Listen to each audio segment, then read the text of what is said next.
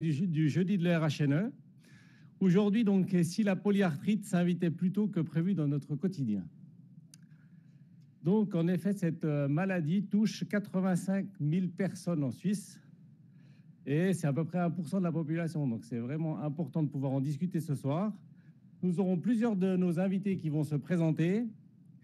Ça se passe comme ça. Donc, vous avez en fin de compte 1 heure à peu près de présentation, hein, en gros entre 45 et 60. Après, on pourra poser les questions. Donc, on passera avec des micros pour poser les questions puisque c'est rediffusé. Et on vous pourra répondre à vos questions pendant 15-20 minutes, en gros. Et puis après, vous aurez le droit à un apéritif pour pouvoir terminer la soirée. Et encore pouvoir discuter, poser vos questions si vous en avez encore. Voilà, donc je vais passer la parole à nos invités qui vont se présenter. Et puis, donc on se retrouve après pour les questions. Entrez seulement. Je vous laisse peut-être vous présenter. Alors, bonsoir à toutes et tous. Je ne sais pas si vous m'entendez bien au fond de la salle. Très bien. Merci d'être venus si nombreux et merci de l'intérêt que vous portez pour cette thématique qu'est la polyarthrite rhumatoïde. Nous sommes ici 2 infirmières et 2 médecins pour vous parler de notre prise en charge, prise en soin au sein de l'hôpital RHNE. Et je vais vous présenter le programme de la soirée. Pas dans ce sens-là, voilà. Donc nous allons tout d'abord parler de l'expérience d'une patiente, ensuite entrer dans des données un petit peu plus théoriques. Qu'est-ce que c'est que la polyarthrite? Les traitements qui sont disponibles actuellement. Et puis, on va parler aussi de la polyclinique, du rôle de l'infirmière et l'enseignement thérapeutique.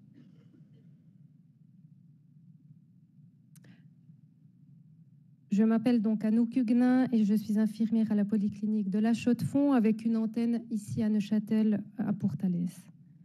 Donc, en guise d'introduction, je vais vous faire part du témoignage d'une de nos patientes que nous suivons à la polyclinique qui vient toutes les 6 semaines effectuer un traitement intraveineux pour traiter sa polyarthrite rhumatoïde.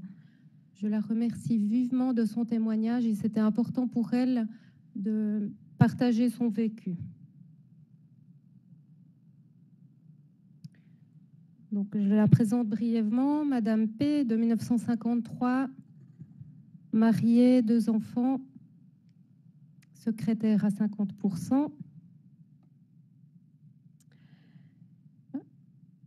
Son diagnostic de polyarthrite rhumatoïde tombe à l'âge de 45 ans en 1989. Donc, ça fait déjà, on peut dire, un certain nombre d'années. Elle consulte chez son médecin pour des douleurs importantes au niveau des mains et des pieds. À ce moment-là, pour elle, comme elle le dit, c'est le coup de massue. Elle vit cette période d'annonce très difficilement, avec rejet. Il y a beaucoup d'émotions qui sortent et elle vit des deuils consécutifs à cette annonce de diagnostic avec des phases de haut et de bas. Dans les deuils, il y a vraiment ce qui est apparu chez elle, c'est le sport où elle a dû mettre vraiment quasiment une croix sur son sport, les sports qu'elle aimait pratiquer, le ski qu'elle pratiquait à haut niveau et la natation. Elle n'arrivait même plus à effectuer vraiment les mouvements de brasse. Elle vit vraiment ensuite avec sa douleur au quotidien, une douleur qui est invalidante et progressivement au fur et à mesure des années qui devient aussi déformante au niveau physique. Elle a un suivi médical, le médecin lui propose un traitement qui a plus ou moins de succès, bénéfices, et parallèlement à ça, elle va chercher des ressources auprès d'une personne qui propose des médecines complémentaires. Ça va l'aider vraiment à soulager ses symptômes, ses douleurs et lui apporter un soutien moral et physique. Donc, elle va suivre cette personne aussi régulièrement à des rendez-vous, environ toutes les 2 semaines au début et puis tous les mois pendant 20 ans. Elle Elle fait même à un moment donné un refus de soins, si on peut résumer ça comme ça, c'est-à-dire qu'elle arrête son traitement que le médecin rhumatologue lui avait donné, mais très rapidement, elle se rend compte que la douleur est tellement importante qu'elle doit le reprendre. Et elle dit vraiment que c'est grâce à cette phase-là qu'elle a pu accepter le traitement. Elle le vit vraiment comme une expérience qui lui a permis d'avancer et d'accepter aussi le traitement dans sa maladie, comme un passage obligé. Progressivement, au fur et à mesure des années, elle découvre d'autres activités. Donc, c'est dans le thème des ressources. Elle découvre la pratique du ski de fond, de la raquette à neige, l'aquagym. Et elle apprend aussi à connaître ses limites, ne pas trop en faire. Certains jours, en faire un petit peu plus. C'est vraiment aller en fonction de son rythme et de comment sont ses douleurs au jour le jour. Aujourd'hui encore, son handicap est parfois mal ou peu compris, c'est-à-dire que les gens autour d'elle ne comprennent pas forcément la maladie qu'elle vit au quotidien. Ce que c'est la polyarthrite rhumatoïde, on n'en parle pas forcément beaucoup. Et elle tenait vraiment à faire passer ce message que c'est important d'en parler autour de soi. Pour passer le dernier message de son témoignage, c'est vraiment que depuis 2021, où elle a réussi elle suit un traitement dans notre service en polyclinique en intraveineux, ce qui lui permet d'avoir augmenté sa qualité de vie, diminué ses douleurs. Et donc, c'est vraiment le message d'espoir qu'elle souhaite aussi transmettre ce soir, que ce nouveau traitement a vraiment changé sa vie maintenant depuis 3 ans.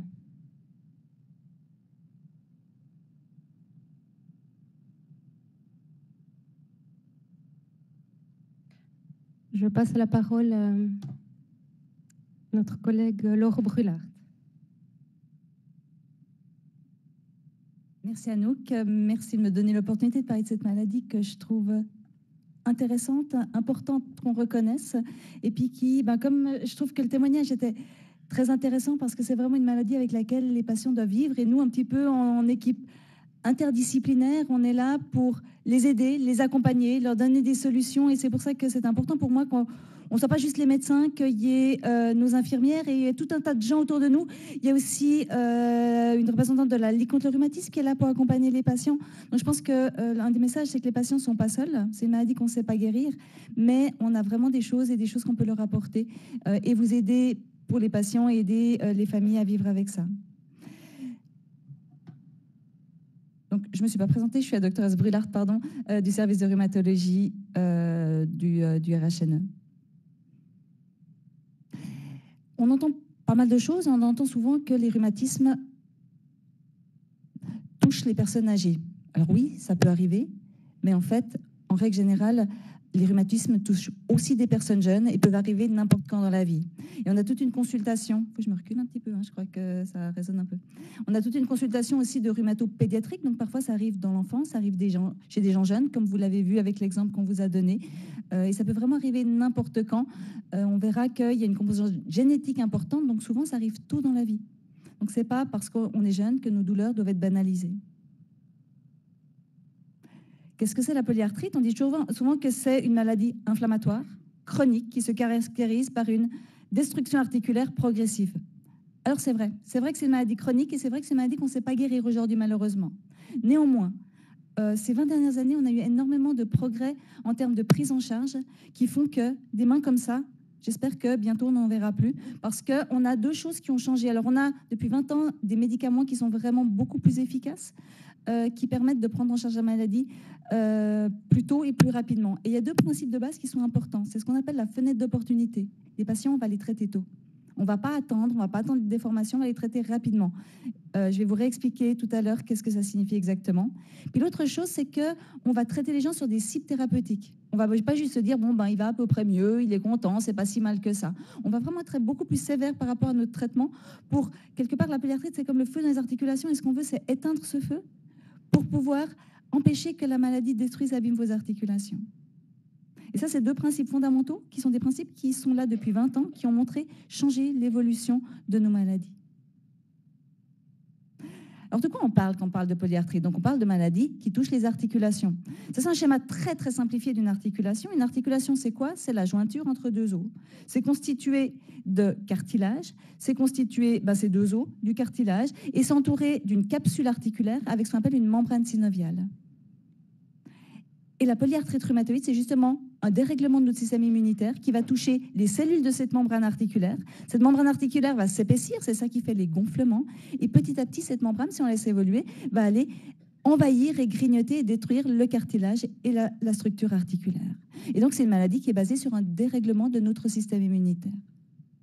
Et c'est ça qu'on parle en fait de maladie auto-immune. Il y a une notion qui est compliquée, qui était pendant longtemps compliquée pour moi à expliquer aux patients, parce que là, je vous parle d'arthrite, d'une maladie inflammatoire. Le système immunitaire crée une inflammation dans l'articulation. Et puis, on parle souvent d'arthrose.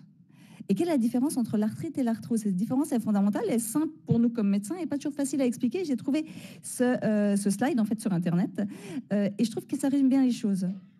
Je ne sais pas si j'ai un pointeur. Oui, on voit. Ça ne marche pas trop bien. L'arthrose, en fait... Enfin, l'arthrite, je vous ai dit, c'est une maladie de la membrane articulaire, de l'enveloppe de l'articulation. Et cette enveloppe de l'articulation va s'enflammer, va s'épaissir et petit à petit va sécréter différentes substances qui vont abîmer le cartilage et abîmer l'articulation. Ils vont pouvoir faire une arthrose secondaire, donc une destruction de l'articulation secondaire à cette maladie de la membrane articulaire. À l'inverse, l'arthrose, c'est une maladie dont le point de départ est l'articulation et l'os sous-chondral, l'os sous le cartilage. Et cette maladie va d'abord toucher la structure articulaire et secondairement, ça peut faire du liquide et des gonflements articulaires. Donc le point de départ et la cause de la maladie sont complètement différentes et du coup, nos approches de traitement sont complètement différentes. Je vous ai dit, ça peut arriver chez tout le monde. Ça peut arriver tôt dans la vie. Et en fait, il y a des gens célèbres qu'on connaît tous et qui souffraient de polyarthrite, on ne sait peut-être pas. Il y avait Edith Piaf qui a été atteinte de sa maladie à un âge très jeune. Et probablement, ce qu'ils disent, en fait, c'est que probablement que ces douleurs articulaires qui, avant qu'on ait les traitements qu'on a aujourd'hui, peuvent être extrêmement importantes, extrêmement invalidantes, ça a probablement contribué à l'émotion qu'elle met dans ses chansons. Une autre personne célèbre, c'est Renoir. Il a été touché de sa maladie depuis l'âge de 25 ans, très jeune.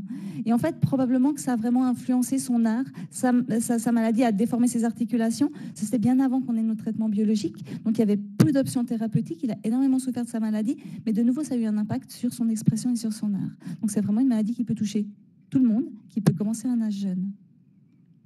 En fait, c'est la maladie auto-immune ou parmi les maladies auto-immunes les plus fréquentes. Vous voyez ça dans le schéma en dessous, où on voit qu'à peu près 10%, à peu près 8 personnes sur 100, 10% de la population va être atteinte. Ça peut arriver à n'importe quel âge. Il y a un pic de prévalence, il y a des facteurs probablement hormonaux. Il y a un pic de prévalence entre 40 et 60 ans. Mais par contre, ça peut commencer dans l'enfance et ça peut arriver et atteindre la personne âgée également. C'est beaucoup plus fréquent chez la femme jusqu'à l'âge de la ménopause et chez les gens plus âgés, après, il y a une incidence qui va s'équilibrer entre l'homme et la femme. À peu près au départ, chez les gens jeunes, 4 fois plus fréquent chez la femme que chez l'homme.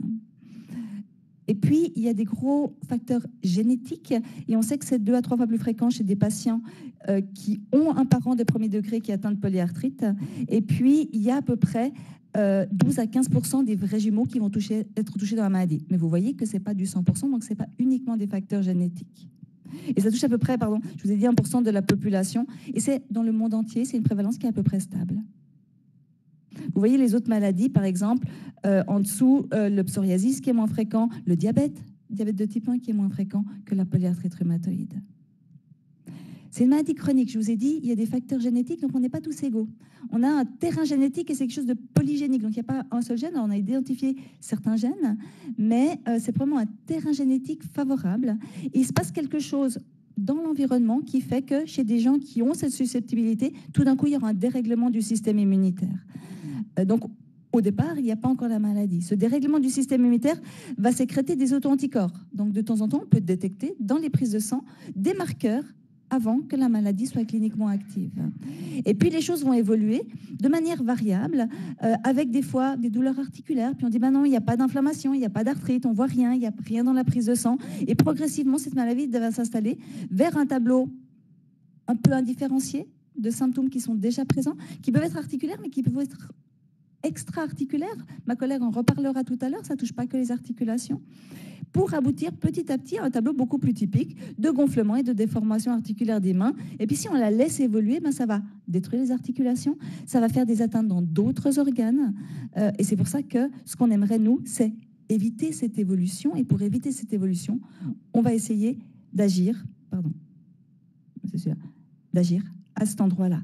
Quand on commence à voir les premiers symptômes, ce qu'on aimerait faire, en fait, c'est pouvoir agir là. Avoir les gens qui sont susceptibles et mettre en place un traitement pour éviter que les gens développent leur maladie. Alors, il y a pas mal de recherches dans ce domaine pour essayer d'arriver le plus tôt possible pour éviter le développement et l'évolution de la maladie.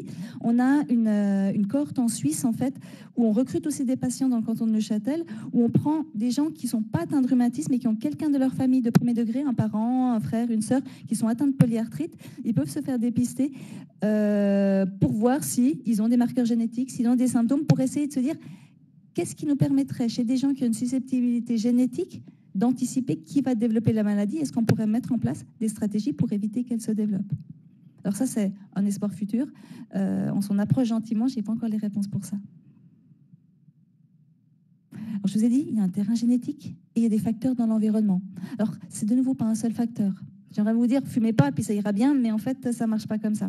Donc, c'est plusieurs facteurs qui ont été identifiés comme étant associés au risque de développer une polyarthrite et chez des gens génétiquement prédisposés. On sait qu'il y a une synergie, c'est-à-dire que le tabac est un facteur associé bien connu. On sait qu'il y a des facteurs génétiques, mais si on a les facteurs génétiques plus le tabac, le risque va augmenter de 4 fois de développer la maladie. Donc il y a vraiment une synergie avec ça. Dans les autres facteurs environnementaux dont on parle, il y a beaucoup ce qu'on appelle le microbiote. C'est en fait la population bactérienne qu'on a sur notre organisme, sur la peau, dans la bouche, dans l'intestin, avec laquelle on vit, qui est indispensable, qui va interagir avec notre système immunitaire. Et puis, dans des études qui ont été faites sur des prélèvements de salive ou sur des prélèvements de sel, on voit qu'on n'a pas la même population bactérienne chez des gens qui vont développer la polyarthrite et chez des gens qui ne développent pas la maladie. Et c'est des études qui ont été faites chez des jumeaux génétiquement identiques. On voit que les bactéries qu'on trouve dans les selles, notamment, ne sont pas les mêmes. Les éléments alimentaires, il y a quelqu'un qui m'a demandé tout à l'heure, il y a des fascicules de la Ligue contre le rhumatisme, et notamment sur l'alimentation. Est-ce qu'on parle de l'alimentation? Alors, je ne vais pas en parler au-delà de ça. On sait que ça joue un rôle. On sait qu'il y a des aliments qui vont être plus pro à favoriser le développement d'une polyarthrite ou à favoriser un état inflammatoire. Puis on va plutôt recommander une diète d'ordre méditerranéenne avec des huiles de poisson. On sait qu'il y a des oméga-3, que c'est un effet anti-inflammatoire, avec de l'huile d'olive, avec des fruits. Le café, peut-être que ça joue un rôle. Et puis, on sait à l'inverse, je ne devrais peut-être pas le dire, mais que l'alcool a un facteur protecteur. Alors, il y a une air sous la courbe au niveau de l'alcool. Un excès d'alcool est mauvais pour la santé, je ne vais pas vous dire le contraire. Par contre, une petite quantité d'alcool a des effets bénéfiques et prévient le développement de la polyarthrite. Donc, on a des facteurs protecteurs aussi dans nos habitudes alimentaires. Dans nos habitudes de vie aussi, on voit que les gens qui ont une activité saine, donc une alimentation saine, et que les gens ils ont une activité physique régulière, développent moins la polyarthrite. Et l'activité physique est un point qui est essentiel pour le développement de la maladie. Il y a moins de risques de développer la maladie si les gens ont une activité sportive régulière. L'OMS recommande 20 à 30 minutes d'activité un petit peu qui fait un peu transpirer, qui fait un peu accélérer le cœur par jour. Et ça peut prévenir la maladie. Et en effet, chez des gens qui ont une maladie inflammatoire, une activité physique régulière diminue l'état inflammatoire. Donc c'est bénéfique de faire du sport avant, mais c'est aussi bénéfique quand on a une maladie par rapport à l'état de santé général et par rapport à l'état inflammatoire. À l'inverse, l'obésité est un facteur favorisant, clairement. Ces gens ont plus de risques de développer la maladie. Quand ils ont des maladies, elles sont plus sévères et une moins bonne réponse au traitement. Et des mesures de perte pondérale vont de nouveau être bénéfiques sur l'évolution de la maladie. Il y a des facteurs environnementaux au niveau professionnel, on parle beaucoup de la silice. Et puis, il y a des facteurs socio-économiques, c'est pas très clair comment ça interagit et qu'est-ce que ça fait. Il y a une interaction aussi au niveau de l'état émotionnel. J'avais des patients et plusieurs patients, j'avais donné une conférence de la Ligue contre le rhumatisme, et puis beaucoup des patients disaient « mais ma maladie a été développée après un choc émotionnel ». Compliqué à étudier, qu'est-ce que c'est un choc émotionnel, comment on l'évalue. Je trouvais très intéressant de lire qu'il y a certains patients qui ont développé des états de dépression ou des troubles du moral avant que les premiers symptômes articulaires arrivent. Et on sait que l'état de dépression est une des manifestations qui est fréquente dans nos patients avec des rhumatismes. Donc ça, c'est tous les éléments qui ont été associés à la maladie, qui sont aussi associés à l'activité inflammatoire et sur lesquels on peut agir. Comment ça se présente? C'est une maladie généralement qui apparaît progressivement. C'est rare que le patient il se réveille le matin avec une grosse articulation. Généralement, ça vient petit à petit. Petit à petit, on est un peu plus raide le matin. Petit à petit, on a un peu plus de douleur. Alors des fois, ça vient de manière, j'ai mal à l'épaule, puis après c'est le poignet, puis après c'est les mains. Et puis de temps en temps, c'est un peu palindromique. Pendant quelques jours, j'ai mal à l'épaule, ça passe. Puis j'ai le poignet, ça passe. Et puis ça arrive petit à petit. Ça se manifeste au niveau articulaire par des douleurs articulaires, par des gonflements articulaires, par des difficultés à fermer les mains. Les patients me disent des fois le matin, j'arrive pas à fermer les mains. On parle de douleurs inflammatoires. C'est de nouveau à l'inverse de l'arthrose. L'arthrose, c'est l'articulation qui est abîmée. Si je suis tranquille, ça va mieux.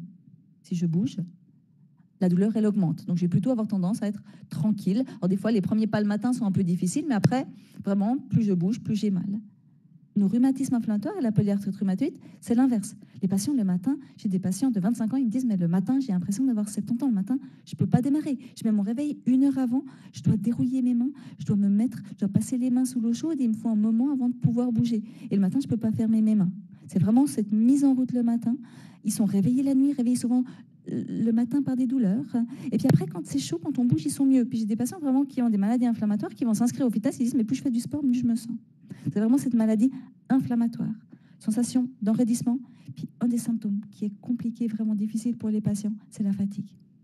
Et cette fatigue, elle est compliquée à nous pour la comprendre, parce que des fois, la maladie est éteinte, il n'y a plus d'inflammation, ils sont toujours fatigués. Et ce n'est pas une fatigue parce que j'ai fait la fête hier soir, puis je vais me coucher un peu plus tôt demain, puis ça ira mieux. C'est une fatigue qui est un handicap. On parle d'asthénie, nous, dans notre jargon médical. C'est une fatigue qui nous handicape, qui fait qu'on change, qu'on diminue notre activité professionnelle. Puis vous voyez qu'il y a à peu près toutes les articulations qui peuvent être touchées. J'irais sauf la colonne vertébrale, les seules exceptions, c'est la nuque. Il y a des passages inflammatoires. Le reste de la colonne vertébrale, en règle générale, si on a mal au dos, ce n'est pas la polyarthrite. Et si c'est la polyarthrite, c'est plutôt une complication secondaire avec des fractures sur l'ostéoporose. Ça, c'est un peu le tableau clinique. Alors, tous les patients n'ont pas tout, qui peut être variable. Et puis, il y a plein de manifestations extra-articulaires, ma collègue en reparlera. Comment le médecin... Donc, si vous avez des symptômes comme ça, il faut aller voir votre médecin. Il faut parler de la polyarthrite parce qu'il faut qu'on la diagnostique tôt. Si vous avez des gens de votre famille, vous qui avez les patients qui sont dans la salle, n'hésitez pas à leur dire d'aller consulter. Plus on les diagnostique tôt, plus on la traite vite, mieux l'évolution sera. Le médecin, il va faire une anamnèse. Si vous venez chez nous en rhumatologie, les patients qui sont suivis chez moi le savent, ils passent à peu près 1 heure de temps avec nous et on passe beaucoup de temps à essayer de comprendre quand vous avez mal, comment ça a commencé, qu'est-ce qui a déclenché, où est-ce que vous avez mal, comment sont vos symptômes, est-ce qu'il y a d'autres symptômes, est-ce qu'il y a de la sécheresse dans la bouche, est-ce qu'il y a d'autres éléments. Donc on passe pas mal de temps à faire une sorte d'interrogatoire, ça s'appelle l'anamnèse dans notre jargon médical. Puis après, on va vous examiner. Déjà, rien qu'en regardant les mains.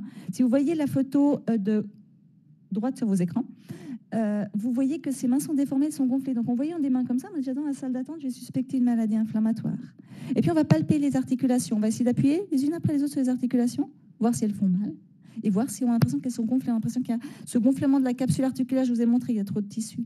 Et ces éléments-là qui vont nous faire suspecter une polyarthrite. Et puis, en fait, le type d'articulation qui est atteint nous aide. Des fois, c'est compliqué pour nous de se dire est-ce que c'est une polyarthrite rhumatoïde ou est-ce que c'est l'arthrose. Beaucoup d'enjeux en termes de traitement. La prise en charge est complètement différente. Donc, vous voyez, les mains à droite, ça touche les métacarpophalangiennes, c'est les articulations qui sont ici, les interphalangiennes, mais ça touche généralement pas les petites articulations du bout des doigts. Donc, le type d'articulation, la forme qu'ils ont va nous changer notre suspicion diagnostique. Alors, des fois, il y a des chevauchements dans les maladies, c'est pas toujours simple. Il y a des rhumatismes en lien avec le psoriasis. Le psoriasis, c'est une maladie de la peau. Ça va plutôt toucher tout un rayon, tous les doigts, et ça va toucher justement les petites articulations distales avec du psoriasis sur la base de l'ongle.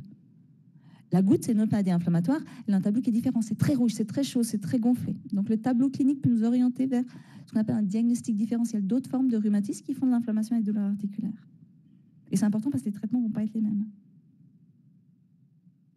Et puis, on a des éléments qui peuvent nous aider. Des éléments dans la prise de sang. Est-ce que votre prise de sang montre de l'inflammation? Alors, nos délais en rhumatologie, certains le savent, sont assez longs. Et on a un accès qui est parfois difficile. Mais quand un médecin généraliste m'écrit en disant « J'ai quelqu'un qui a des douleurs articulaires, ça fait 3 mois, les mains sont gonflées, puis la prise de sang montre une augmentation des marqueurs inflammatoires », je ne vais pas leur donner un rendez-vous 3 mois après. Généralement, c'est consultations pour moi qui sont prioritaires. Et si j'ai ces éléments-là, on va essayer de les voir rapidement dans, je dirais, les 6 semaines qui suivent. Donc, est-ce qu'il y a de l'inflammation à la prise de sang? Alors, elle n'est pas toujours présente. Et c'est très déstabilisant. Des patients me disent, mais j'ai mal, c'est gonflé, pourquoi on ne voit rien dans ma prise de sang? C'est des choses qu'on sait. L'inflammation, c'est un des marqueurs. Il est présent. Quand il est présent, c'est des maladies plus sévères, plus agressives, mais s'il n'est pas présent, ça n'empêchera pas de temps en temps de poser le diagnostic. Je vous ai parlé des auto-anticorps. Les auto-anticorps, c'est quoi? En fait, notre système immunitaire sécrète des anticorps, généralement pour lutter contre les infections. Quand on vous vaccine, on va stimuler votre système immunitaire à faire des anticorps qui, si vous attrapez, si vous êtes en contact avec le virus de la grippe, par exemple, vont bloquer le virus. Mais en fait, de temps en temps, quand le système immunitaire est déréglé, qu'on a une maladie auto-immune, ce système immunitaire va faire des anticorps contre notre propre organisme. Il y en a certains qu'on sait dépister dans la prise de sang, c'est les facteurs rhumatoïdes et les anticorps antipeptides citrulinés. On va peut-être vous dire, vous avez une polyarthrite qui est séropositive. Ça veut dire qu'on détecte la présence d'anticorps dans la prise de sang. Et ces anticorps peuvent être détectés dans la prise de sang des années avant le début de la maladie. Par contre, des fois que la maladie soit très enflammée ou peu enflammée, ces anticorps ne nous aident plus tellement. Ils nous aident au diagnostic. Si on a des symptômes, si on a des anticorps avec un taux élevé, on a une très très forte probabilité que c'est une polyarthrite rhumatoïde. Et ils ont aussi un facteur pronostic. Des maladies avec beaucoup d'inflammation dans la prise de sang, avec des auto-anticorps élevés, c'est des maladies qui vont être plus agressives. Et on va aussi être plus agressif dans notre traitement. Puis on a l'imagerie.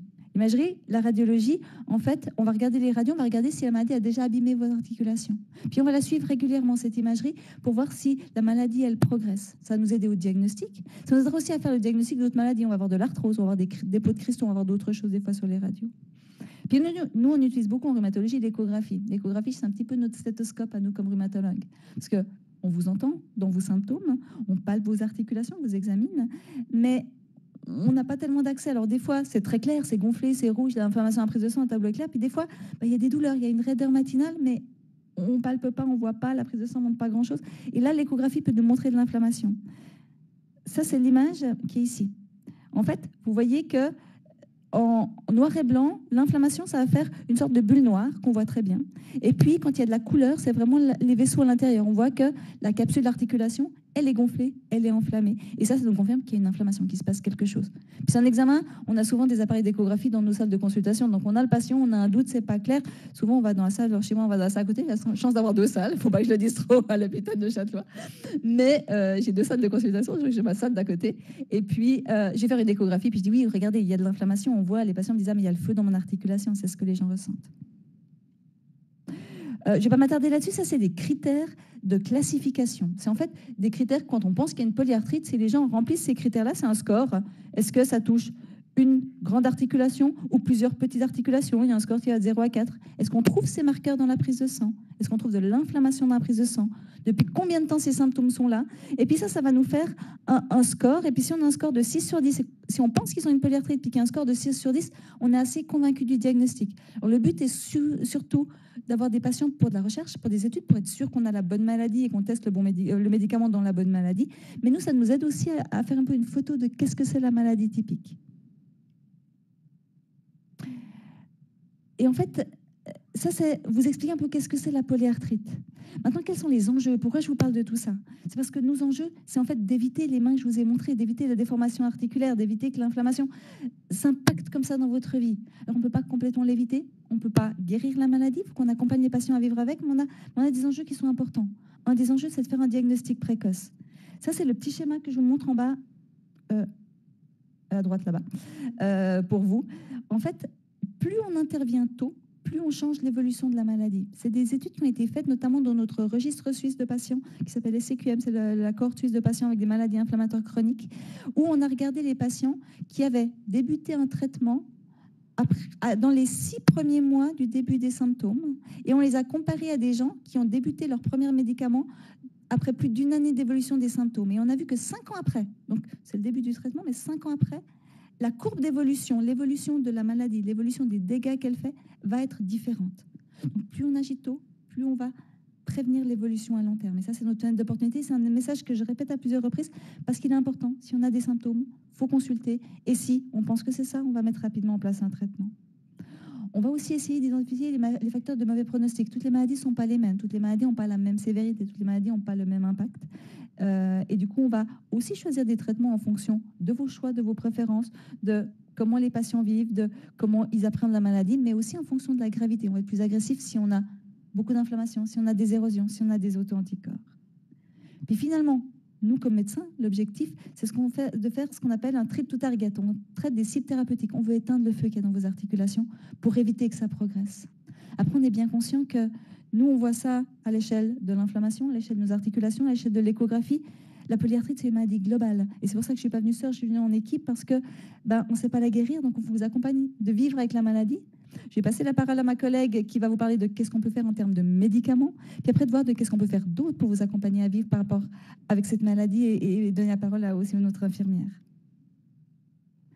Donc voilà les messages. Consultez votre médecin si vous avez des douleurs dans les articulations, si vous avez le matin de la difficulté à démarrer qui vaut plus de 30 minutes et si vous avez les articulations gonflées. Et j'ai passé la parole à la doctoresse Amara Piren, qui est mon médecin adjoint, qui est venue me sauver depuis l'Espagne. Et je suis extrêmement heureuse qu'elle travaille avec moi. Et elle s'investit énormément pour les patients et pour la formation de nos médecins. Et je la remercie pour ça.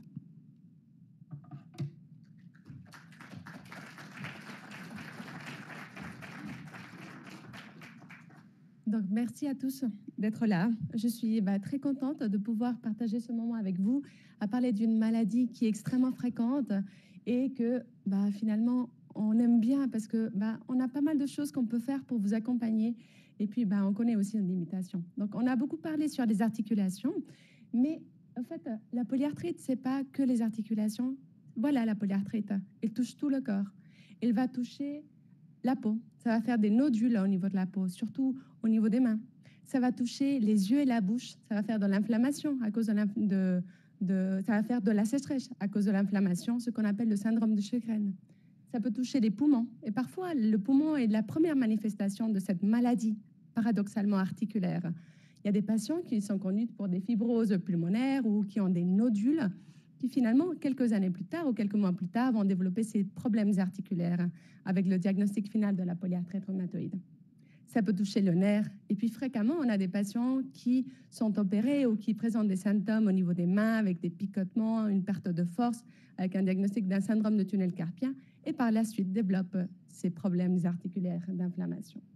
Et puis, avec la connaissance de la physiopathogénie, de comment fonctionne la maladie, quelles sont les molécules qui sont impliquées et le développement de nos maladies, il y a plusieurs manifestations donc, de ces problèmes qui ne touchent pas les articulations, mais le reste du corps, qu'on voit qui disparaissent, comme les inflammations au niveau des vaisseaux, la vascularité rhumatoïde. Et puis, le fait de traiter l'inflammation aussi va empêcher les complications très importantes au niveau rénal, au niveau cardiaque, comme l'amyloïdose. Donc, c'est une maladie qui touche tout le corps, qui est multisystémique.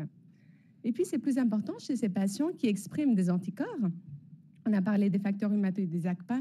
Et puis, il ne faut pas oublier que ça peut être la porte d'entrée à ce diagnostic articulaire. Donc, voilà les photos qui montrent ces nodules en surface d'extension sur les doigts et puis les différents types d'atteintes interstitielles ou de problèmes pulmonaires. Et puis, aussi, mis à part ces problèmes en dehors des articulations, elle peut être compliquée de certaines choses. Un, c'est les infections. Il n'y a rien de plus grave qu'une maladie inflammatoire active. Et ça, on fait beaucoup d'emphasis en face de nos patients. Parce que finalement, avec nos traitements, des traitements qui sont immunosuppresseurs, on a très peur de ce risque infectieux. Mais finalement, s'il y a une maladie inflammatoire, ça, c'est le pire. Et le risque d'infection est de 8 fois plus important quand on a une polyarthrite active. Et par contre, avec nos traitements, le risque est de 1 à 5 fois plus important. Avec la polyarthrite rhumatoïde, on va produire beaucoup d'inflammation, on va produire beaucoup d'anticorps, la moelle fonctionne de manière très accélérée et si on ne la traite pas, ça peut finir par des lymphomes et des maladies oncologiques. Et puis, par l'inflammation, de nouveau, et par nos traitements, par la corticothérapie, on peut aboutir à une fragilité de l'os qui va amener à une ostéoporose avec des fractures, avec toute la morbimortalité associée à l'ostéoporose. S'il faut encore que je vous convainque de l'importance de cette maladie et puis du diagnostic rapide, il faut parler du risque cardiovasculaire. Donc vraiment ce risque de faire des maladies cardiaques ou neurologiques. Il est plus important dans la polyarthrite rhumatoïde par différentes choses. Par toutes ces substances inflammatoires, parce que ces inflammations et puis le fait de moins bouger et certains traitements vont faire qu'il y ait plus de risques de thrombose. Et puis tout ça va faire qu'il y ait de 3 à 4 plus d'événements cardiovasculaires chez les patients qui ont des polyarthrite rhumatoïde. Donc, notre rôle à nous, comme médecins, va être de contrôler la polyarthrite rhumatoïde pour diminuer ce risque cardiovasculaire. Et puis, votre rôle à vous comme patient, et puis aussi avec les médecins généralistes, c'est de contrôler les autres facteurs de risque classiques, comme ça peut être la cessation tabagique, perdre le poids, faire une activité sportive, contrôler bien l'hypertension et le diabète. Donc, voilà la réalité de la polyarthrite. C'est ce patient jeune qui porte son sac à dos, et puis c'est cette maladie qu'il n'arrive pas à s'en défaire. Et donc, l'objectif de la maladie va être, ou disons du traitement, va être de prévenir les destructions articulaires, et donc de maintenir la fonction, d'améliorer la qualité de vie, et puis de prévenir toutes ces complications extra-articulaires, et ainsi de diminuer la mortalité. Ça, on a déjà parlé. Donc, qu'est-ce que le treat to target? Donc, on a dit que l'objectif de la maladie et l'objectif du traitement est multiple, donc de diminuer les morbimortalités, de diminuer le risque de faire une atteinte au niveau des articulations, qu'elles sont dommages. Et puis, ce qu'on veut, nous, comme médecins, c'est arriver à ça. C'est-à-dire que la maladie, on est en rémission. Et comment elle est définie, la rémission? En fait, j'ai plus de douleur quand je palpe l'articulation. Il n'y a plus d'articulation douloureuse. Quand je fais la prise de sang, il n'y a plus d'inflammation et le patient ressent peu de douleur, maximum 2 sur 10. Et puis, on a plusieurs marqueurs d'activité de la maladie. Le plus connu, c'est le DAS28. Je pose toujours la même question, on pose tous la même question en consultation. De 0 à 10, à combien vous évaluez la maladie? Et puis, le patient me dit toujours, mais c'est tellement difficile. Mais pour moi, c'est très important parce que j'ai besoin de calculer, parce que je suis focalisée sur mes objectifs. Donc ça, c'est le DAS28. Le DAS28 est une formule logarithmique très complexe qui va nous permettre de classifier comment est la maladie. Est-ce qu'elle est en rémission? Est-ce qu'elle est en activité faible? Est-ce qu'elle est en activité modérée ou très active? Et selon dans quel stade on est, on va choisir un traitement ou un autre. Comme la docteure Esroulard a expliqué, on utilise beaucoup l'échographie comme notre stéthoscope pour voir qu'est-ce qu'il y a en dessous de la peau. Est-ce que ce que je palpe, c'est de l'inflammation ou est-ce que c'est une vieille histoire de la maladie? Et donc, on a parlé que le diagnostic précoce était très important pour trouver les patients très vite sans que les articulations soient touchées. Et donc, le même jour où on diagnostique la polyarthrite, si possible, on aimerait introduire un traitement de fond. Et c'est là le premier problème qu'on a, c'est que, en fait, le patient et nous, les médecins, on va à des vitesses très difficiles. Le patient, comme Anouk l'a très bien expliqué, il a toute une phase d'acceptation. Et puis nous, on n'a pas le temps à perdre. Il faut vraiment qu'on traite parce qu'on veut éviter tous ces problèmes de la polyarthrite. Donc en fait, parfois, on a la sensation qu'on parle des langages absolument différents, même si on est tous dans la même course. Et puis, donc, pour ce traitement de fond, ce qu'on va utiliser, c'est ce qu'on appelle les traitements d'IMARD. Donc, c'est des traitements modificateurs de l'activité de la maladie qui vont empêcher la progression structurelle. J'en parlerai après. Avec évidemment l'appui des antalgiques, des anti-inflammatoires, de la prédnisone, l'importance de l'ergothérapie et d'autres thérapies physiques et les thérapies complémentaires. Par rapport aux antalgiques, on en a plein dans le marché et puis vous avez tous un petit peu à la maison, le Dafalgan, le Panadol, le Tramadol. Donc l'objectif c'est de calmer la douleur mais pas l'inflammation. Puis on a des anti-inflammatoires, les anti-inflammatoires classiques, l'Olfen, le diclofenac, le Brufen, qui vont, eux, traiter l'inflammation, mais vont aussi avoir des effets secondaires à long terme au niveau gastro-intestinal par le blocage des prostaglandines, et puis qui peuvent aussi, dans les patients avec des problèmes rénaux, ils sont contre-indiqués parce que ça peut faire qu'il y ait moins de sang qui arrive dans le rein et induire une insuffisance rénale. On a d'autres types d'anti-inflammatoires un petit peu plus récents qu'on appelle les coxib, qui ne vont pas justement inhiber cette prostaglandine qui est à l'origine des douleurs abdominaux et donc qui sont mieux supportés au niveau gastro-intestinal, mais qu'il ne faut pas utiliser chez les patients qui ont des problèmes cardiaques. C'est le Celebrex et l'Arcoxia. Et puis la cortisone. Donc la prédnisone ou cortisone reste notre meilleur allié. C'est un traitement qui sauve des vies, mais qui par contre, il faut savoir utiliser le moins de temps possible et le moins de doses.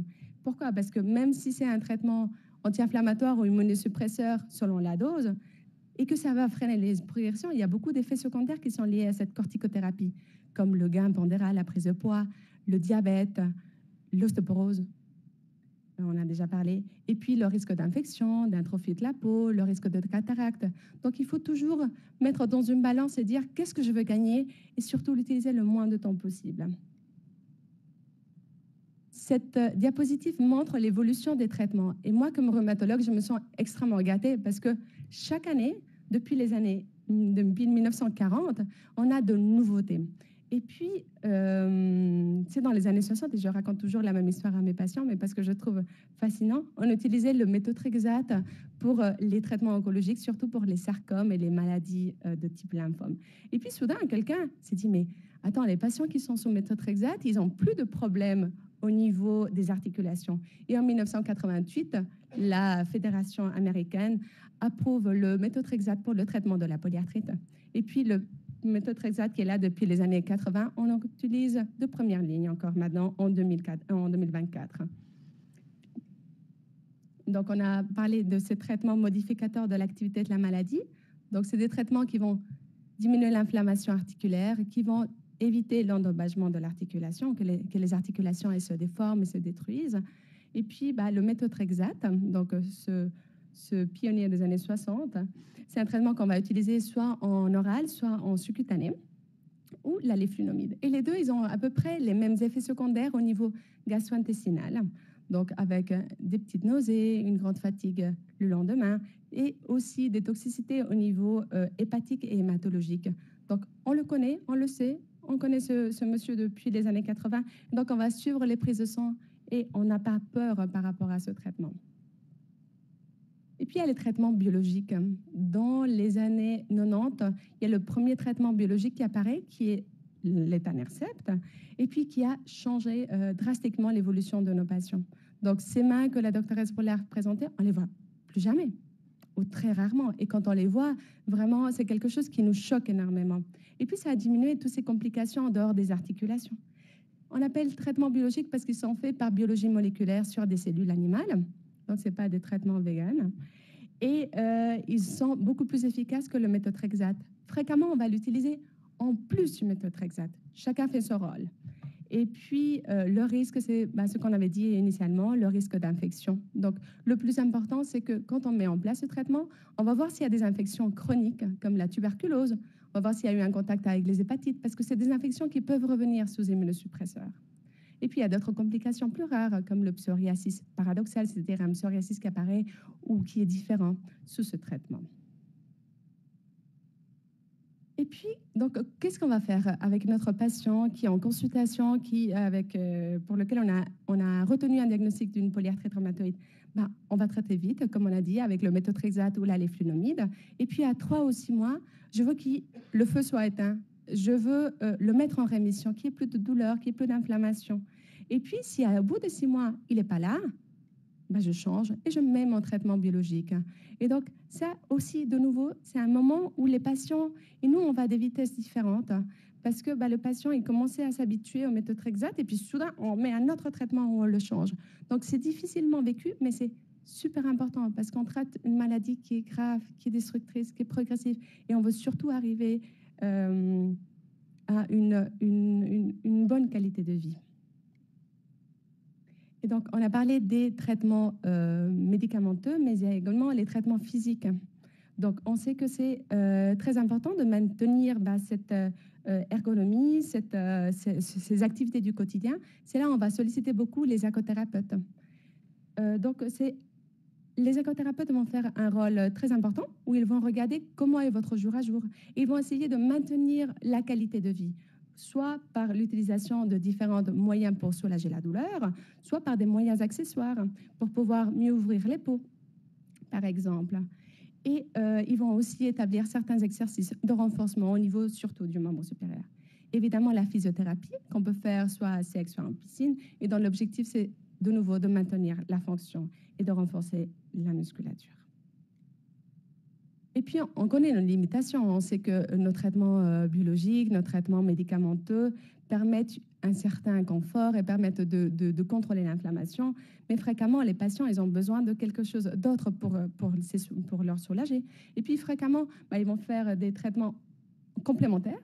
Et j'adore ce terme parce que ça montre, en fait, l'importance de cette complémentarité. Donc, avec l'acupuncture, avec la cryothérapie, avec de l'aromothérapie, ils vont faire du pilate, du yoga, ils vont faire plein de choses. Et puis, on est conscient que, comme j'ai dit, on parle des langues différentes, que nos objectifs sont différents. Pour moi, je veux que la maladie elle soit en rémission, qu'il n'y ait plus d'inflammation, qu'il n'y ait plus de tuméfaction articulaire. Mais la polyarthrite, c'est pas ça. La polyarthrite, c'est la fatigue, c'est cette peur, c'est que je dors pas bien, que j'ai des problèmes avec le travail, que j'ai des problèmes avec mes amis. J'ai pas envie de faire des choses. Et puis, c'est très important qu'on se rende compte de ça, parce que quand on se rend compte d'un problème, on peut mettre une solution. Et puis maintenant, les différentes études vont vers ça, vers aller traiter ce que le patient cherche, d'améliorer sa qualité de vie en général, pas seulement les articulations. Et puis finalement, pour démontrer de manière scientifique, parce que pour moi, c'est très important, qu'on ne parle pas les mêmes langues, ça c'est une étude qui montre que pour nous, ce que c'est une poussée, pour le patient, c'est des choses absolument différentes. Et c'est là où on a besoin de travailler ensemble, on a besoin de personnes qui nous accompagnent pour aider le patient en général avec une équipe multidisciplinaire. Et je pense que les infirmières jouent un rôle extrêmement important pour nous aider.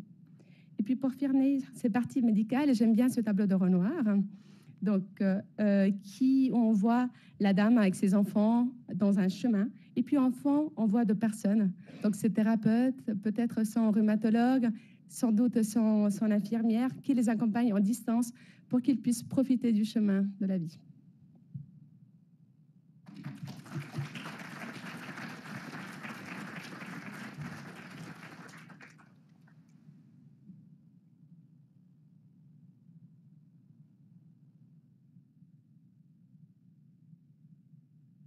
Verbo.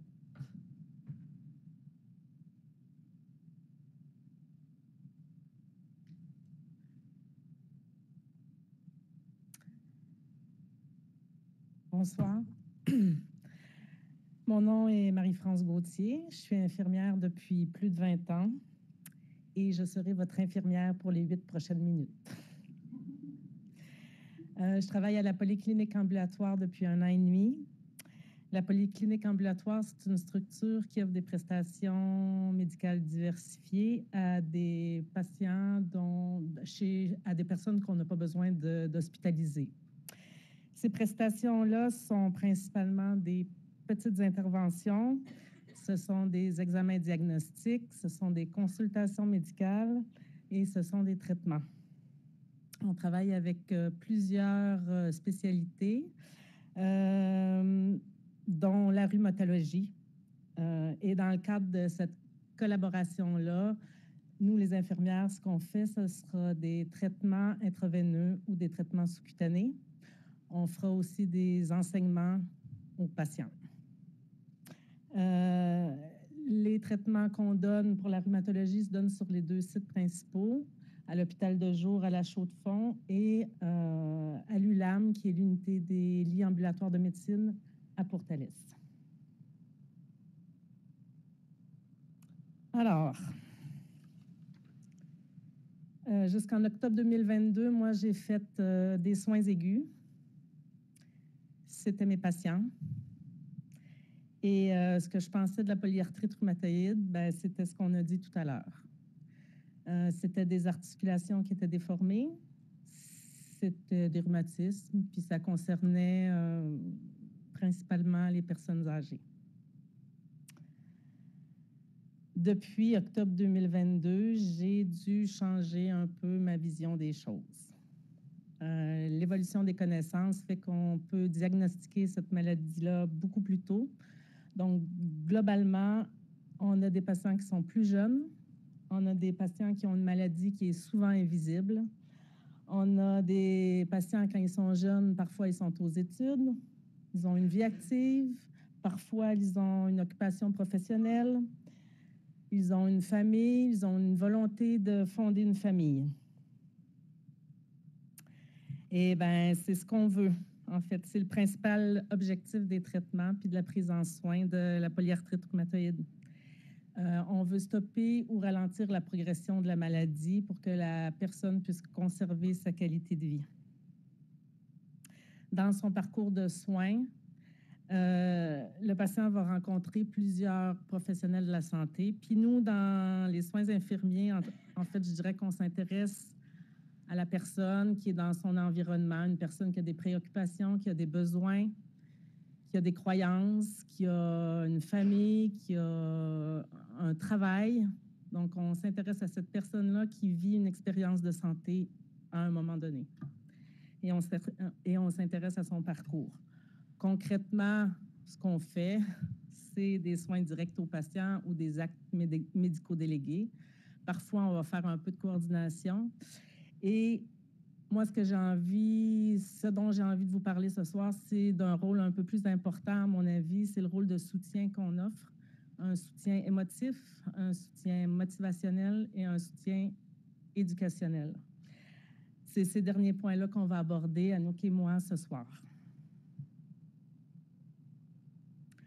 Alors, les conséquences de la maladie chronique comme la polyarthrite rhumatoïde, c'est imprévisible. En fait, la maladie est connue du monde médical, mais personne peut prédire avec exactitude comment la maladie va évoluer, comment ça va se manifester chez le patient.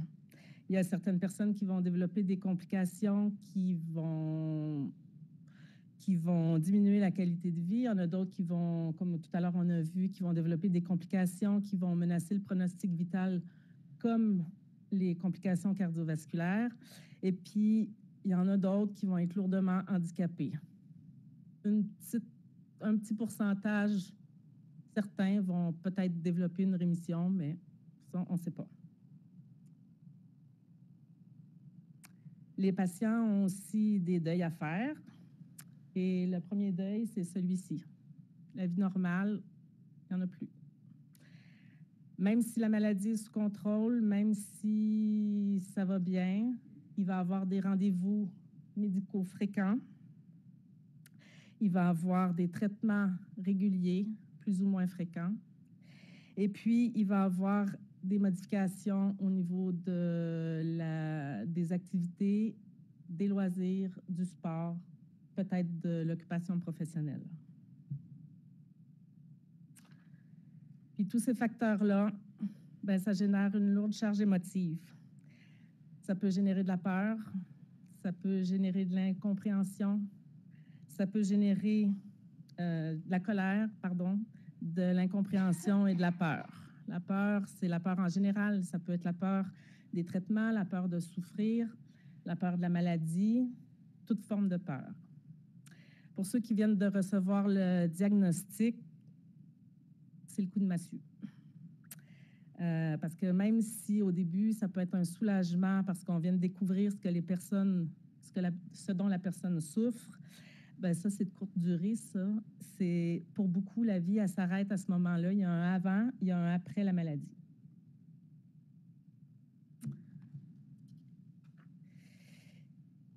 Et puis, ben, ça induit une différence de rythme, de tempo entre le médecin et le patient.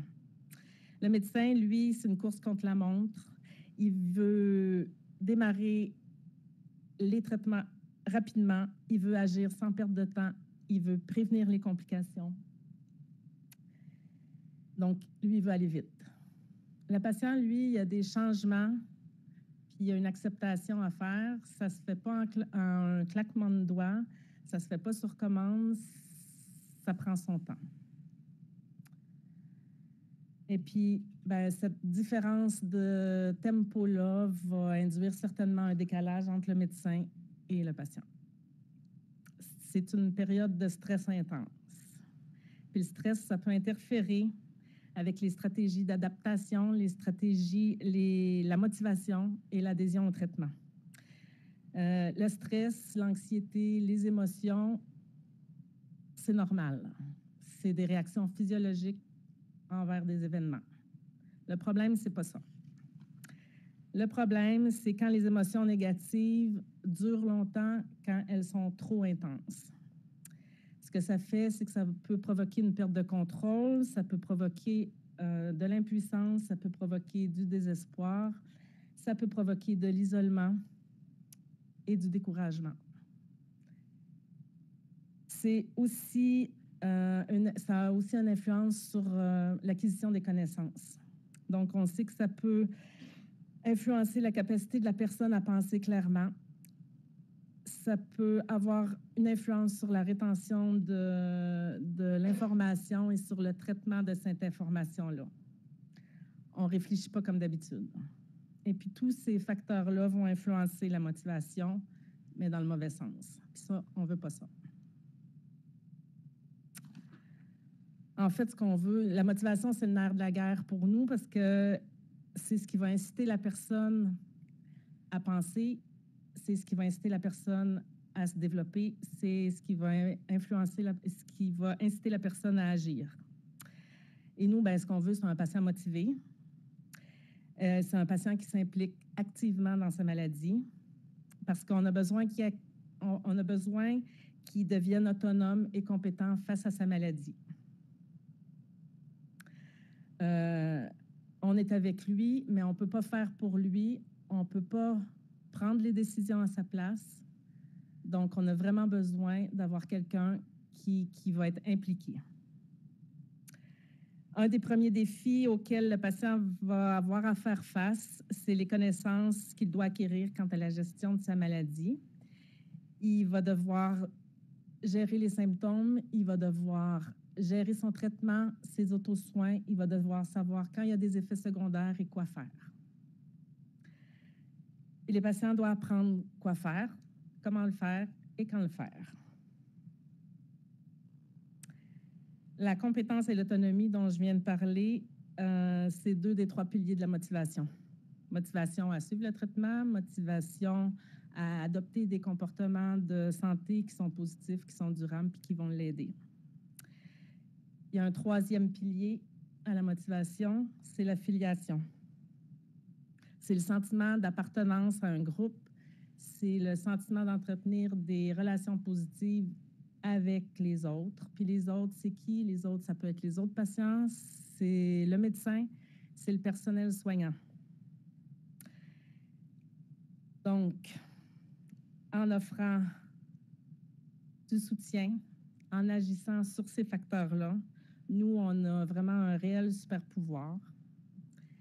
Et puis, ben, un patient motivé, on sait que c'est un patient qui adhère plus à son projet de soins. Et en général, quand on adhère bien à son projet de soins, on a des bons résultats. Donc, action.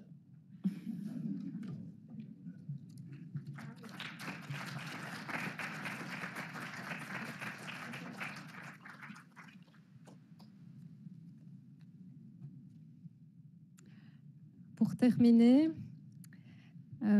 et continuer sur cette lancée pour montrer notre travail au quotidien, donc le médecin rhumatologue nous délègue l'enseignement et donc c'est nous qui allons débuter la phase du traitement avec le patient. Et donc le patient qui est atteint d'une polyarthrite rhumatoïde vient dans notre polyclinique pour apprendre à s'injecter un médicament par voie sous-cutanée. Nous basons notre enseignement sur des techniques d'éducation thérapeutique, même si l'on n'est pas complètement dans une démarche d'éducation thérapeutique. Nous adoptons une posture d'éducation thérapeutique. Je ne rentre pas trop dans ce concept parce que nous voyons souvent le patient 1 ou 2 fois pour l'enseignement et nous l'accompagnons un bout, mais nous ne l'accompagnons pas vraiment non plus sur une durée très très longue. Donc l'infirmière, elle considère toujours son patient comme étant capable de développer des compétences, une ou plusieurs compétences de soins. Elle s'intéresse à la personne et pas seulement à sa maladie, elle s'intéresse à son devenir au-delà des soins qu'elle donne. Avant de rencontrer le patient, l'infirmière, elle se renseigne toujours des informations qui ont été récoltées par le médecin. Donc dans notre dossier informatique, on a accès aux consultations médicales. Ensuite, l'infirmière prend la température. C'est illustré là par un vieux thermomètre, au sens propre comme au sens figuré. C'est-à-dire qu'on doit vraiment sentir comment est le patient. Est-ce qu'il est bien en face de nous? Comment il se sent? Est-ce qu'il est stressé? Est-ce qu'il est capable d'apprendre un petit bout ou apprendre un peu plus? Ensuite, l'infirmière va faire ce qu'on appelle une anamnèse infirmière, comme le médecin fait une anamnèse. On le verra dans la diapositive suivante. Et donc, l'infirmière valide les acquis parce que le patient, il arrive, il a déjà un parcours médical et puis on en parle. On valide les acquis, on les ajuste si nécessaire. L'infirmière va aussi regarder si le patient vient seul, accompagné. Est-ce que la personne qui est là avec lui, c'est un proche aidant? Est-ce que c'est la personne qui va faire le soin ou c'est l'autre personne qui l'accompagne qui veut l'aider à le faire? Parfois, il y a aussi les structures à domicile, les soins à domicile. Et si nécessaire, nous pouvons aussi faire appel à eux. Ensuite, l'infirmière va apprendre le geste au patient, mais au préalable, elle va toujours aussi l'accompagner dans la connaissance du traitement. Et puis, dans l'apprentissage, elle favorise différentes étapes. Il y a d'abord la situation fictive, où là, on regarde avec le patient le matériel, on fait des petits exercices, et après, on passe à la situation réelle, où c'est le patient qui va passer à la phase d'injection sur lui-même. Donc, l'infirmière le soutient dans son apprentissage. Elle évalue les besoins en termes de sécurité et propose un suivi si nécessaire, c'est-à-dire que parfois le patient n'arrive pas la première fois et il peut toujours revenir à la polyclinique pour refaire un accompagnement, réapprendre le soin, se l'approprier et puis si nécessaire, si vraiment le patient n'y arrive pas, il viendra chez nous pour faire le traitement avec l'infirmière. Évidemment que l'infirmière doit assurer la traçabilité de tout ce qu'elle fait. Voilà, on voit une image d'un bureau avec un soignant et avec l'informatique, l'ordinateur. On essaye d'éviter cette posture, c'est-à-dire qu'on va toujours se mettre à côté et non pas qu'il y ait une barrière architecturale comme sur l'image. L'infirmière doit aussi décrypter les peurs, les non-dits que le patient n'exprime pas. Voilà, que j'ai illustré ici par des petits commentaires. L'infirmière va poser des questions sur le patient, elle veut chercher à savoir qui il est, qu'est-ce qu'il fait dans la vie, quelle est sa famille, son entourage. Mes collègues en ont déjà parlé tout à l'heure.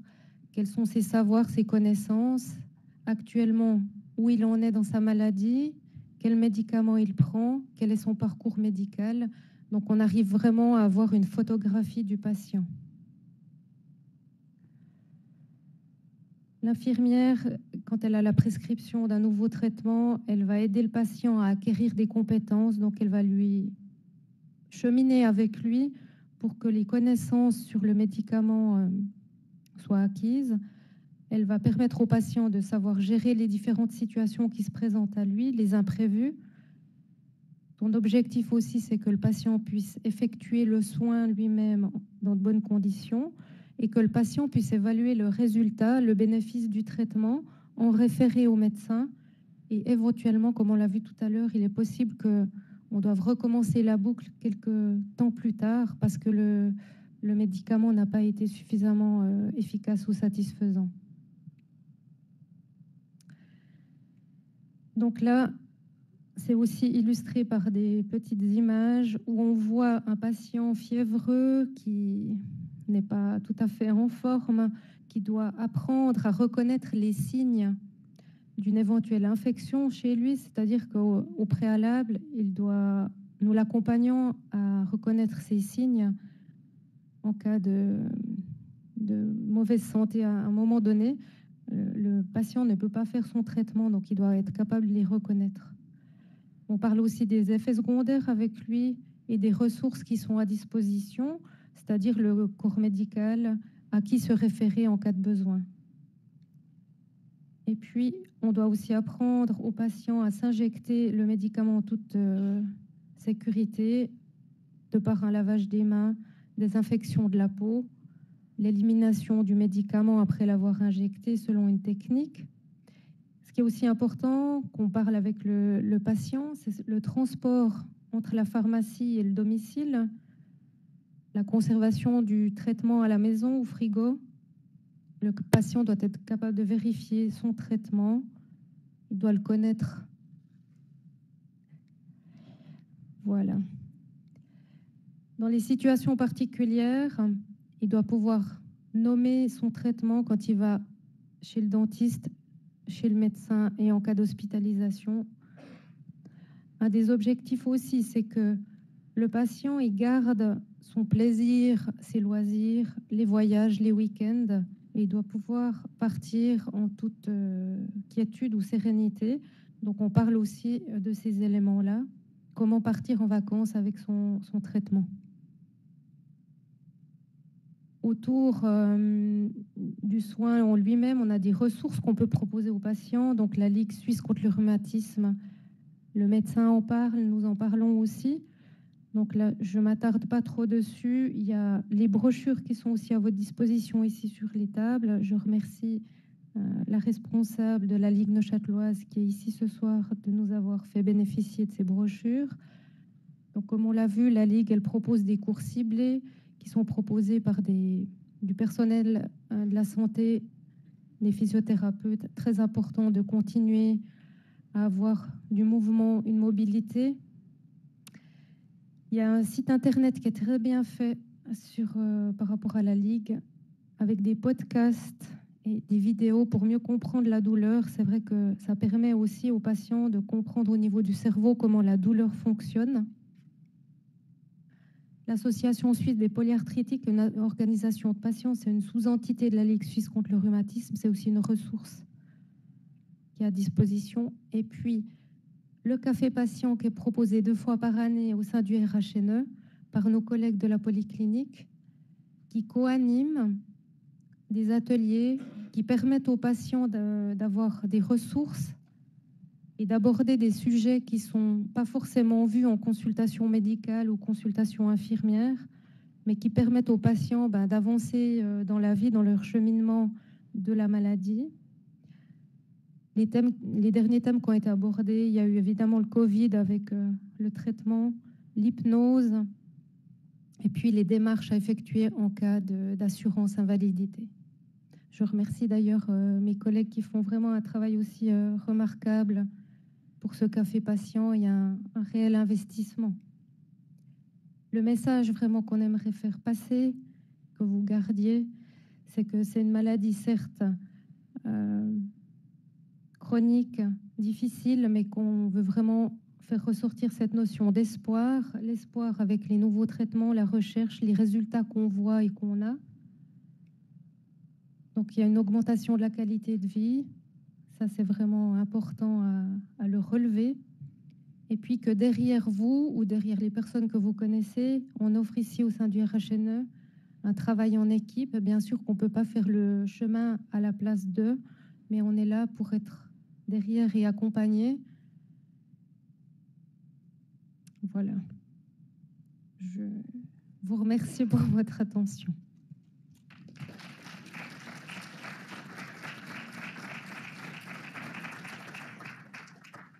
Merci beaucoup pour ces différents éclairages. On va passer à la partie questions. Donc, je vais demander à nos invités de venir devant pour pouvoir répondre. Vous voyez déjà donc les prochaines dates des journées du RHNE, des jeudis du RHNE, pardon, avec le 7 mars, donc le cancer colorectal qui est la prochaine soirée. Voilà, on va pouvoir passer à la partie questions. Donc, voilà, il y a déjà une dame qui lève la main. Je vous passe le micro. Bonjour, enfin plutôt bonsoir. Ça fait 8 ans que j'ai été diagnostiquée avec une polyarthrite rhumatoïde, donc à 45 ans aussi. J'en ai 53.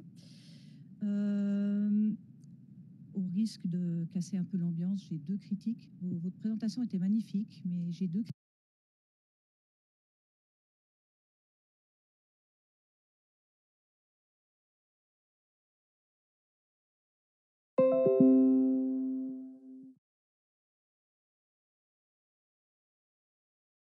La piqûre et qui nous laisse poireauter pendant 3 à 4 mois avant de nous donner le feu vert, si je puis dire ça comme ça, et pour 2 mois de traitement.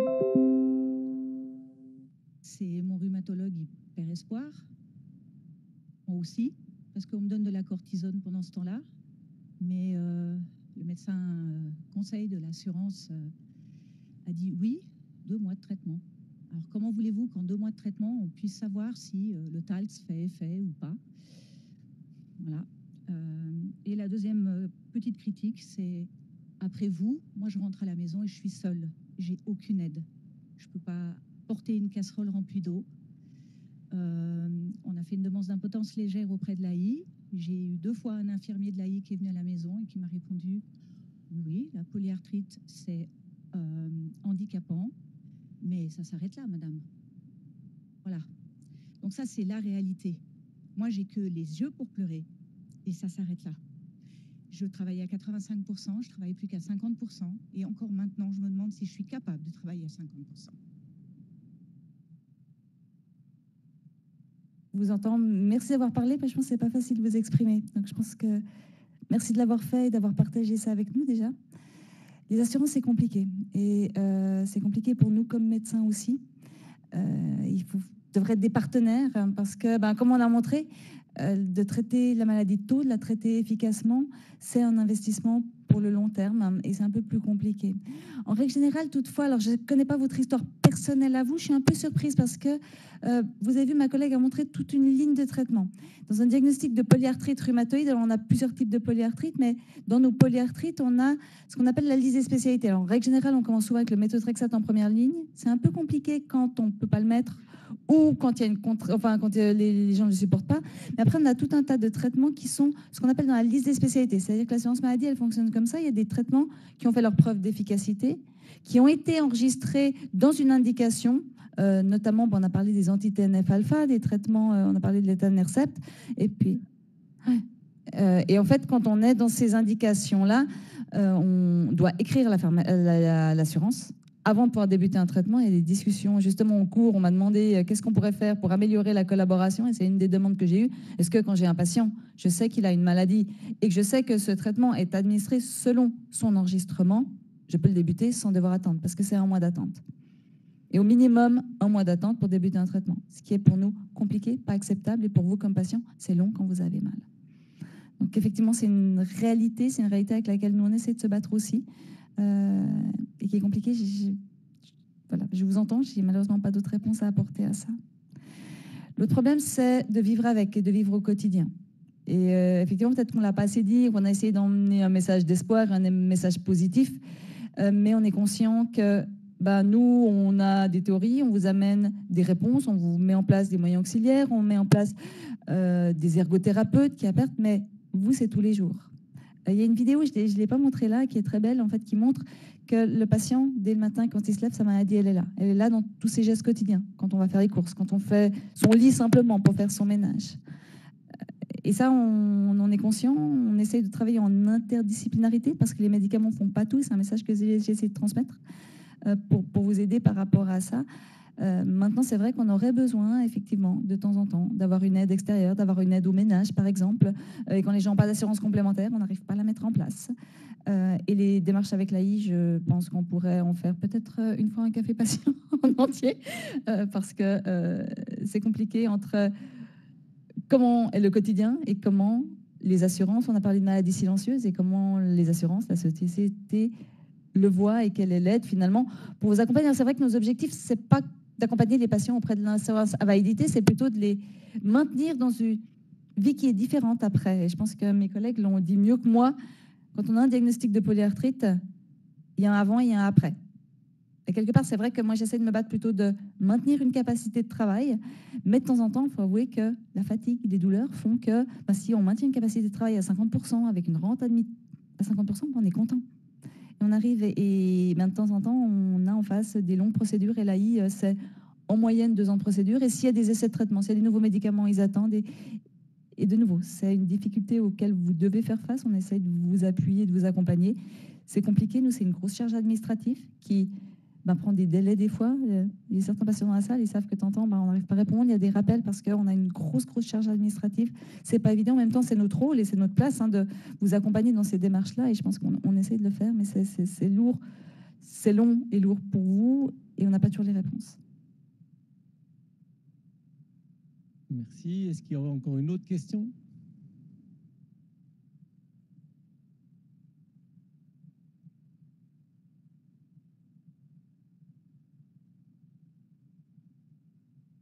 Un témoignage Je vois aussi une partage de quelque chose qui vous touche. Vous êtes les bienvenus. Alors, j'ai eu la polyarthrite après le vaccin du Covid.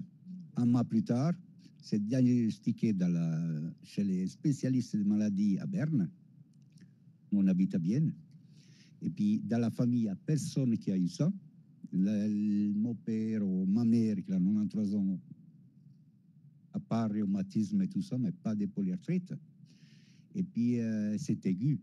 Vraiment, au début, ça a commencé, j'ai pris le vaccin au mois de juillet. J'ai tenu jusqu'au mois de novembre, que j'arrivais plus, même pas sortir le médicament de la capsule. Je devais appeler la nuit quand j'avais mal, vraiment aux extrêmes. Maintenant, j'ai un traitement, et puis j'ai presque...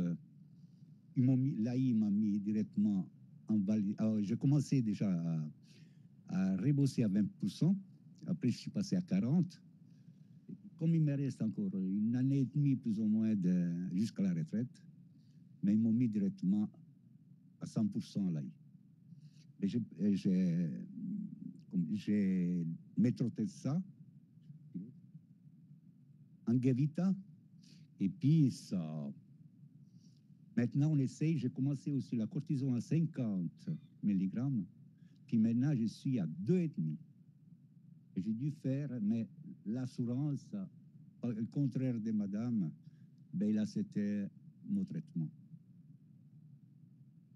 Et maintenant, je bricole à la maison, je fais mon petit jardin. Quand j'ai mal, ben, j'arrête. Mais c'est surtout quand j'arrête que j'ai mal. Surtout. Déjà avant, j'ai dû arrêter. Pourquoi? J'ai travaillé pas 100%, mais à 150%. Peut-être qu'il a aussi faussé un peu la maladie. Je sais pas. Est-ce que les fois, ça, c'est le pire? Quand on avait froid, qu'on avait les mains qui étaient gelées, on allait devant les pots d'échappement des machines pour se réchauffer, pour redonner la circulation au sang. Vraiment, ils étaient. Et puis, après tant des années de travail, c'est. Mais, pour le moment, je peux me dire, j'ai vis. On peut dire, je ne me laisse pas. Les petites douleurs, c'est nos compagnons maintenant. Parce qu'on a connu des très fortes douleurs, un gros handicap. C'est vrai que de temps en temps, on se dit, ben, finalement, on a peur que ça revienne.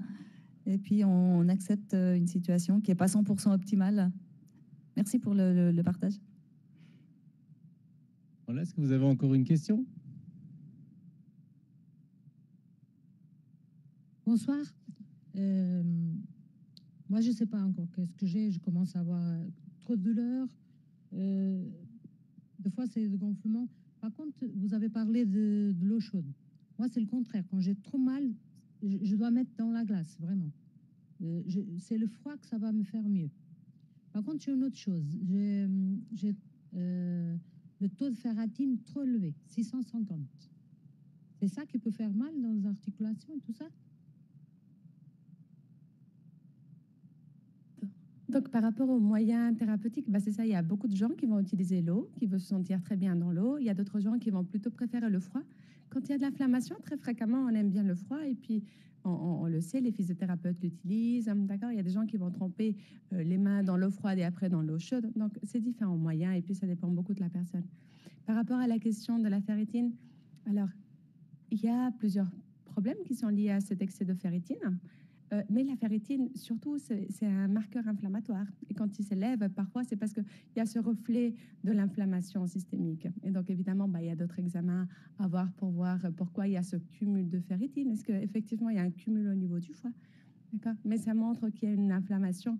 Et probablement, par ce que nous vous racontez, c'est quelque chose qu'il faut investiguer sans perdre du temps. Et merci beaucoup. Voilà, est-ce qu'il y a encore une dernière question? Si ce n'est pas le cas, en tout cas, je tiens à remercier nos invités pour ces différents éclairages qui étaient vraiment très intéressants. Ils nous ont dit dans la présentation qu'il fallait boire un petit peu d'alcool modérément. Du bon, hein, seulement du bon. Donc, j'ai quand même un petit cadeau. Avec modération, je vous offre Un petit traitement.